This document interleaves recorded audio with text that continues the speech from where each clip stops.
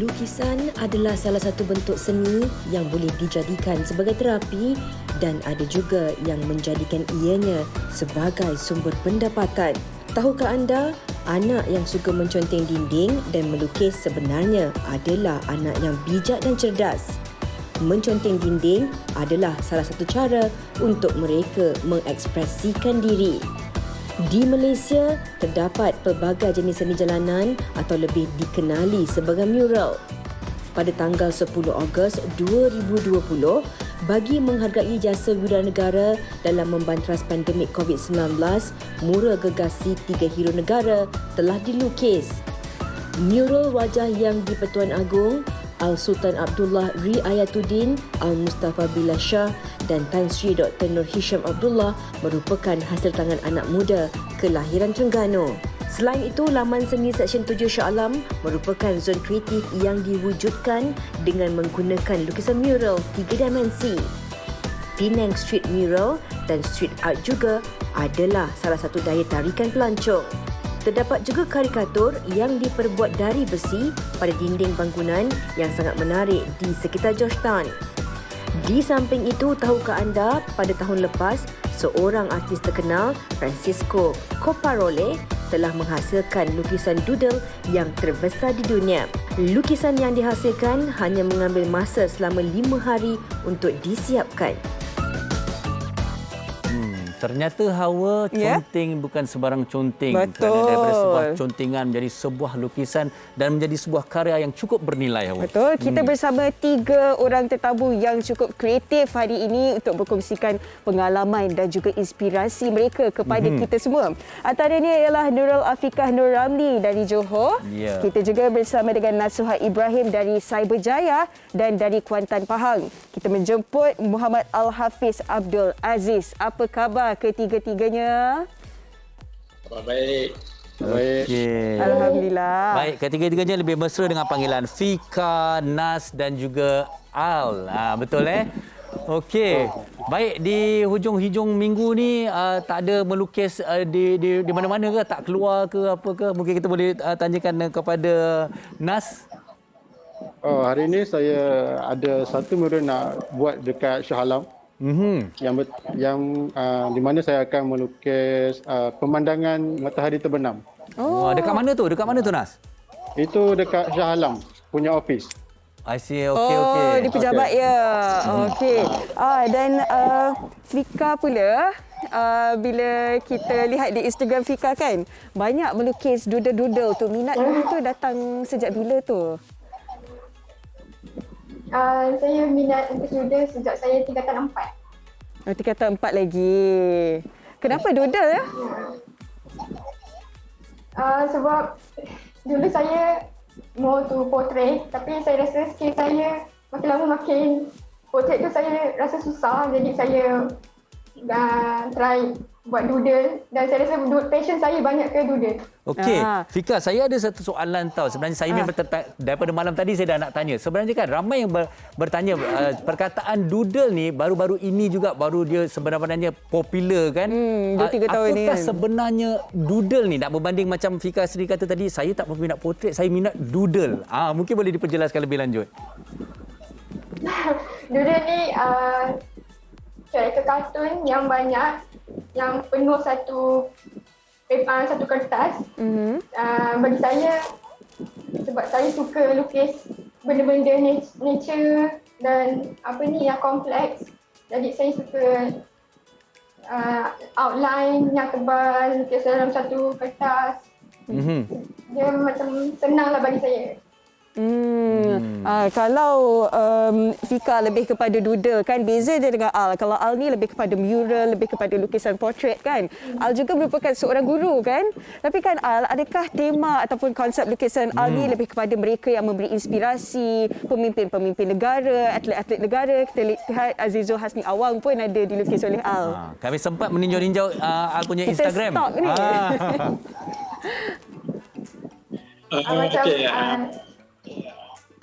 Ya, silakan Al. Silakan Al. Warahmatullahi wabarakatuh. Terima kasih saya Faring dan Hawa selaku host WHI. Okey, Saya sebenarnya seorang guru yang berkhidmat di Kuantan. Jadi melukis ni adalah salah satu hobi saya. Okey, saya dari kecil di bangku sekolah saya memang suka melukis. Jadi untuk saya menghargai pengorbanan dari segi sukan, dari segi tokoh-tokoh pemimpin negara, saya akan menghasilkan potret. Okey, sebelum ni saya ada membuat lukisan-lukisan yang berkonsep lain, tapi dengan jiwa saya cuba menghasilkan lukisan-lukisan yang pelbagai, tapi yang itu adalah lukisan first yang saya akan buat. Okey. Lukisan mural pun saya ada buat. Sebenarnya hari ini pun saya kena pergi melukis mural di sebuah hotel. Tapi saya tangguh negara. Saya tangguh sebab saya ada live ni kan. Jadi terima kasih banyak-banyak luangkan masa. Okey Al, kalau kita nak melihat daripada karya-karya Al yang memilih untuk sesuatu yang memberikan inspirasi dan juga semangat, dan kalau kita tengok tidak kurang juga yang ada unsur-unsur patriotisme sebenarnya. Adakah ini memang minat ataupun pilihan Al sendiri? Okey, terima kasih pada soalan itu. Farid, memang saya minat, of course saya minat dengan apa yang saya buat, lukisan yang berkonsep naturalism, realism itu adalah saya punya kelebihan lah. Jadi saya cuba buat yang terbaik. Dalam masa sekarang pun saya ada jugalah tempahan-tempahan daripada individu-individu yang menginginkan hasil karya saya. Jadi alhamdulillah saya cuba penuhi. Dalam masa yang sama juga saya tidak lupa juga dengan saya punya fokus untuk pada murid-murid saya. Jadi saya sebenarnya nak menceritakan ruang lingkup di dalam sekolah sebab saya cikgu. Jadi bila kita menghasilkan lukisan di dalam sekolah ataupun di dalam kelas, saya lebih memahami apa yang budak inginkan. Okey, jadi di sekolah kita tak fokus kepada murid untuk mendapat skor A semata-mata. Kita harus memang sekolah, kalau tak dinafikan memang sekolah mahukan anak murid dia semua dapat A dalam SPM, subjek seni visual. Tapi kita sebagai cikgu harus membimbing dan memberi keyakinan kepada murid supaya mempunyai keinginan yang tinggi untuk menghasilkan lukisan setiap masa.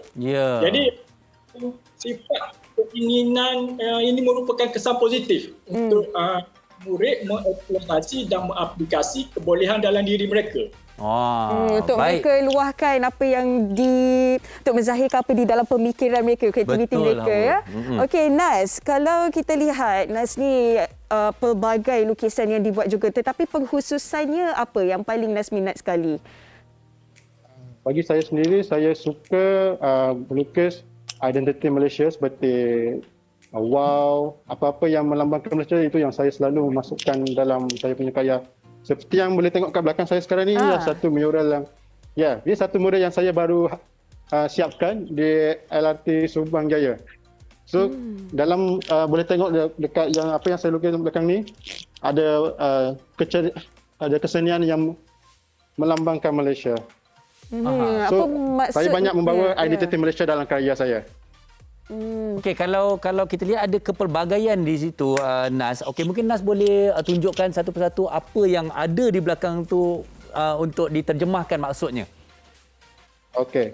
Contoh seperti yang saya boleh tunjuk, sekarangnya kita ada harimau belang di mana yang melambangkan kita punya haiwan kebangsaan. Ya. Kan? Kita ada kuda kepang, ada wow. Kita ada, sebenarnya inilah mural ini bertemakan sejarah kereta api di Malaysia. So kalau kalian ingin melihat, saya lagi dekat, boleh datang ke LRT Subang Jaya. Okey, berapa lama Nas ambil masa untuk menyudahkan mural ini? Sebab sebenarnya mural ini sangat besar. Kalau saya pergi belakang sikit. Ambil masa hampir sebulan juga untuk saya siapkan. Seorang diri saja Nas? Nas lukis seorang diri saja. Wah, hebat dan cukup berbakat. Menggunakan alat apa tu Nas?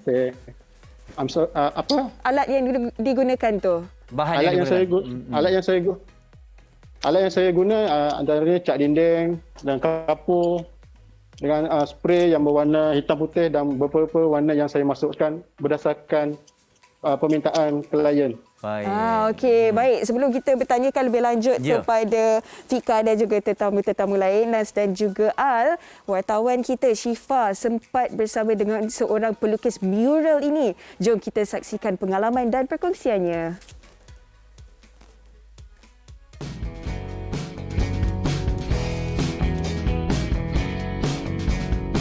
Jika dahulu lukisan dinding seperti mural dan juga graffiti ini sering dianggap sebagai salah satu bentuk vandalism. Namun kini lebih ramai yang telah menghargai karya seni jalanan ini dan juga ianya boleh dijadikan sebagai salah satu sumber pendapatan. Seni mural adalah lukisan yang dibuat di atas permukaan dinding menggunakan cat luaran. Samsul Hafiz Adeno sudah menceburi bidang seni kreatif ini sejak 7 tahun yang lalu. Saya dapat inspirasi biasanya daripada penglihatan lah, maknanya dari segi visual, maknanya tak kisahlah kita tengok daripada alam sekitar ke, daripada pembacaan buku-buku yang kita tengok tu, kemudian apa yang kita tengok tu kita cuba tafsirkan pula di dalam artwork kita dan berkarya kita. Sebuah karya mural yang dihasilkan mempunyai mesej yang tersendiri. Setiap pelukis perlu mencari identiti mereka dan ianya perlu disertakan dengan minat. Apa yang perlu adalah tentu sekali adalah minat, sebab bakat tanpa minat adalah pembunuh impian. So apa saja, tak kisahlah kita buat art ke, kita buat kerja lain ke, minat tu adalah satu perkara yang penting, sebab itu yang akan drive kita untuk terus melukis. Dan cara untuk dapatkan minat tu adalah dengan cuba dedahkan diri kita, expose diri kita kepada benda yang kita minat tu. Macam kita minat art, kita cuba dedahkan diri kita kepada art tu sendiri. Tampak senang, namun seni lukisan mural mempunyai cabaran yang tersendiri, terutamanya jika perlu melukis di tempat yang tinggi.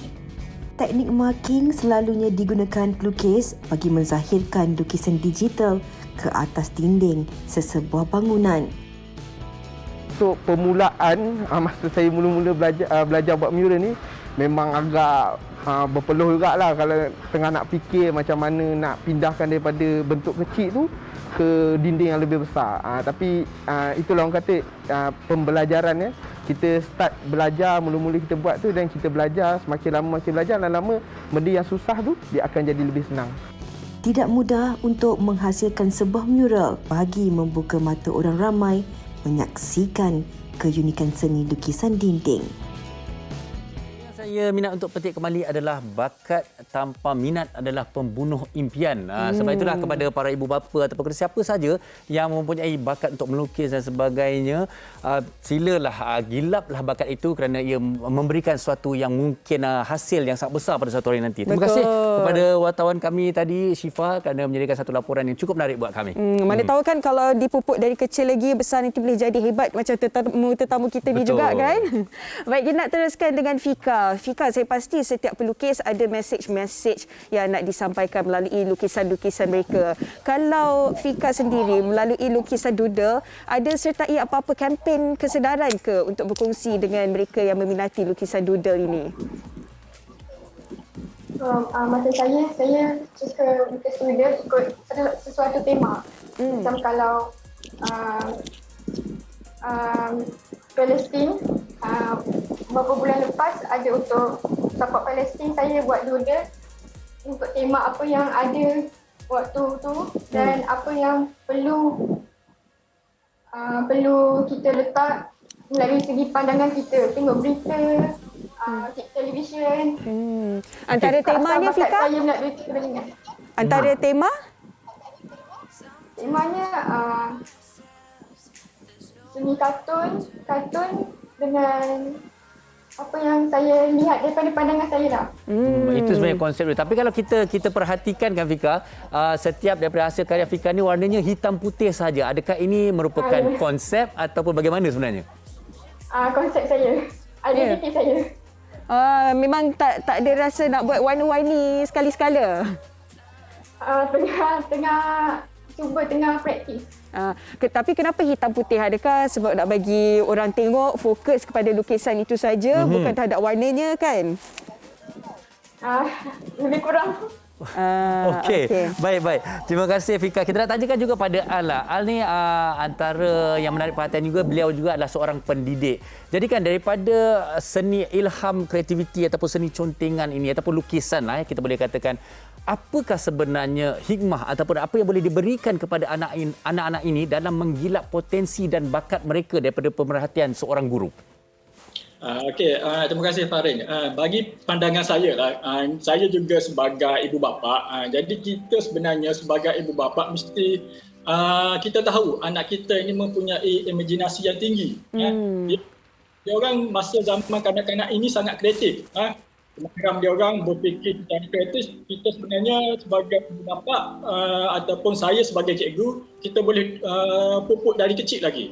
Jadi aktiviti-aktiviti apa boleh membentuk kreativiti anak-anak. Jadi satu ini adalah seni lukis. Jadi seni lukis sangat memain peranan dalam perkembangan intelektual dan emosional kanak-kanak. Dan satu lagi, dia juga merupakan satu medium komunikasi bagi kanak-kanak selain daripada pertuturan. Jadi ibu bapa sebenarnya saya pun akan membekalkan ada lukisan ataupun alat lukisan yang dari segi kualiti dan jenisnya itu perlu diambil kira, sebab melukis anak-anak perlu melukis dengan betul. Jadi kita tengok hari itu kan viral satu cerita kanak-kanak menjual lukisan dia di tepi rumah dengan harga RM1. Ya, jadi itu satu keinginan kanak-kanak sebenarnya, ingin menjadi yang dia ingin menjadi yang terbaik. Jadi apabila dia orang dewasa, dia orang akan terbawa-bawa perangai ini ataupun sikap ini, dia orang akan jadi yang lebih profesional dalam bidang ini. Jadi kita sebagai mak ayah ataupun cikgu mestilah memupuk mereka daripada awal. Mestilah Dia lagi seronok bila minat, berbakat, lepas tu boleh menjana pendapatan juga. Bila dan dah tengok dari disokong. kecil tu. Betul. Baik, kita teruskan dengan Nas. Nas, kalau kita lihat sebentar tadi Al ada katakan lukisan ini sebagai medium komunikasi juga. Apa pendapat Nas? Bagi saya, selain pada kita guna untuk komunikasi dengan orang yang melihat karya saya juga gunakan sebagai satu terapi untuk saya keluarkan idea yang ada dalam kepala saya. So, disebabkan saya mempunyai banyak idea, so peluang seperti mural inilah yang banyak membantu saya untuk saya melukis apa yang saya ingin sampaikan kepada orang luar sana. Okey. Nas melukis mural dan juga doodle kan, dan biasanya inspirasi apa nak dilukis itu datang dari mana ya? Biasanya inspirasi yang datang dari yang saya lukis biasanya datang daripada permintaan customer saya sendiri, dan juga daripada elemen-elemen yang saya selalu masukkan dalam saya punya karya ialah identiti Malaysia itu sendiri, dan apa sahaja yang saya rasa sesuai untuk dimasukkan dalam lukisan saya. Okey, Nas, ini satu soalan yang menarik, Nas. Kalau kita lihat sebenarnya kreativiti ini boleh dilakukan di mana-mana saja. Orang beranggapan bahawa lukisan ini mungkin di atas kertas saja. Okey, ternyata mural di atas dinding. Tapi kalau kita lihat Nas juga ada melukis di pelbagai permukaan, termasuk kereta dan sebagainya. Jadi macam mana Nas meluahkan ataupun memilih permukaan-permukaan untuk dijadikan sebuah karya? Untuk saya memilih satu permukaan, saya akan lihat pada keadaan dia, adakah dia sesuai ataupun selamat untuk saya buat kerja. So dari situ juga saya akan fikirkan apa yang ada yang patut saya lukis di atas dinding tersebut. Itu ilhamnya ya. Baik, sebelum kita teruskan bersama dengan Nas, Fika dan juga Al, kita ada lagi satu kisah yang cukup memberi inspirasi. Seorang ibu yang cukup kreatif sekali melukis. Nama Instagram dia pun Doodle Mama. Doodle Mama. Kita bersama Doodle Mama. Tidak semua orang dilahirkan dengan bakat melukis. Menyedari akan kebolehannya dalam bidang seni lukis, Junisa Jaafar Siddiq 42 tahun, kini telah menghasilkan lebih 100 karya seni. Saya minat menghasilkan craft-craft seni seperti doodles dan menggunakan watercolour sejak 2016. Awal-awalnya memang untuk sekadar mengisi masa lapang, lepas-lepas balik kerja, nak hilang-hilangkan stres. Itulah sebab saya start membuat doodles ni lah. Tidak hanya tertumpu pada lukisan sahaja, Junisa menjadikan kanvas putih sebagai tempat untuknya bereksperimentasi dan menterjemahkan kreativiti. Konsep-konsep ni pun berbeza bila kita gunakan media yang berbeza. Seperti kalau kalau saya guna untuk zikir art saya macam ni, saya guna acrylic dan kadang-kadang saya guna ini gold leaf, dia macam kertas emas. Jadi dia akan bagi efek yang tertentu lah. Kalau saya guna acrylic, saya guna lebih kepada lukisan abstrak seperti itu. Kalau watercolour dia lebih kepada benda yang soft-soft macam bunga ke burung ke flora dan fauna lah. Lukisan pelbagai corak dan bentuk yang dilakar di atas kanvas putih boleh memberikan ketenangan kepada seseorang.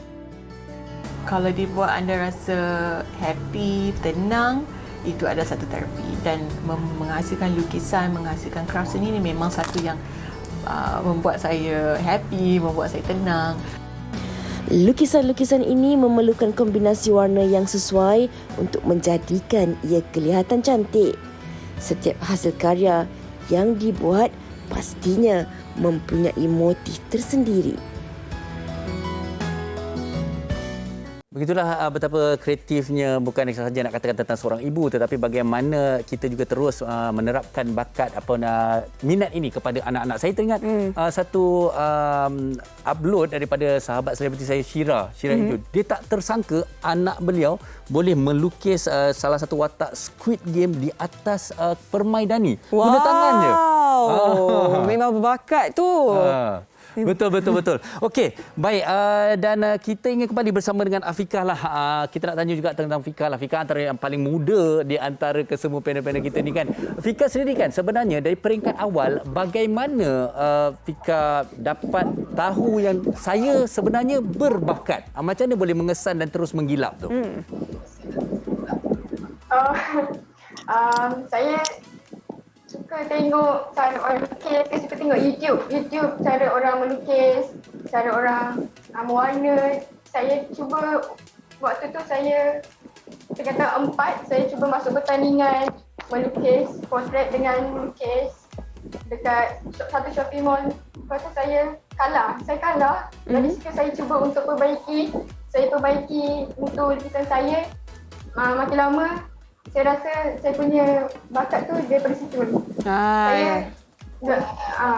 Ni yang kita kata practice makes perfect ya. Dan ini adalah Instagram Fika, iaitu Fika Ramli. Dan Fika ada menerima tak sebarang tempahan ataupun permintaan dan mungkin karya-karya Fika sendiri ni dijual? Kalau Fahri nak beli ke nanti? Ada. Saya buat dekat atas kotak. Okey, baik, terima kasih. Seterusnya kepada Nas, apa antara kata-kata daripada Nas lah kepada mereka yang menganggap seni lukisan ini ataupun mereka yang melukis ini membazir masa saja? Sebenarnya tidak. Pendapat Nas? Bagi saya, benda ni bergantung pada individu. Kalau kita sendiri yang ada passion, ada minat pada melukis, saya cakap teruskanlah. Try mencari eksplorasi apa yang kita minat, buat sungguh-sungguh. InsyaAllah satu hari nanti apa yang kita akan usaha itu akan menjadi. Okey, baik, dan kongsikan Instagram Nas. Ya, ini Instagram saya. Okey, macam Nas Soha _ Baik, terima kasih Nasuha. Okey, baik, terakhir sekali kita bersama dengan Cikgu Al-Hafiz Al. Okey Al, kita nak sampaikan pesanan akhir kepada para penonton, masyarakat, para ibu bapa khususnya untuk terus menerapkan ataupun menggilap bakat anak-anak dalam kreativiti lukisan ataupun contengan ini. Silakan. Jadi saya menyeru kepada ibu bapa di luar sana supaya menyokong anak-anak yang minat dalam seni visual ini. Kerana kita pasti akan ingin melihat anak-anak kita berjaya dalam apa jua bidang yang kita ceburi. Jadi bidang seni sangat meluas. Dia sangat meluas untuk anak-anak ceburi dan mengaplikasikan apa yang dia boleh buat. Okey, jadi saya sendiri sebenarnya ada kelas tuition untuk kanak-kanak yang berumur 7 hingga 12 tahun. Jadi di situ saya kecenderungan anak-anak untuk melukis sangat tinggi. Kita tak mengharapkan anak-anak tu untuk melukis hari ini lukis esok pandai, tak. Kita mengharapkan lukis mesti ada peningkatan. Okey, mesti ada peningkatan. Kita untuk mengelakkan daripada anak-anak kita membuang masa. Dia ada yang berfaedah. Iaitu aktiviti berfaedah untuk melukis. Daripada dia orang main handset ataupun dia orang berlari ke sana sini. Ya, masa tu lebih baik digunakan untuk melukis dan explore kreativiti mereka ya. Cikgu Al, kalau mereka nak lihat hasil lukisan Cikgu Al di Facebook dan Instagram ada ya? Ya, ada. Baik. Okey, kita ucapkan terima kasih sekali lagi kepada ketiga-tiga tetamu kita, Nurul Afika, Nasuha Ibrahim dan juga Muhammad Al-Hafiz Abdul Aziz kerana bersama dengan kita untuk perbincangan sebentar saja tadi. Teruslah gilap anda dan semoga terus berjaya. Banyak lagi perkongsian kami untuk anda penonton WHI. Kita nak berehat dulu seketika. Kembali lagi selepas ini.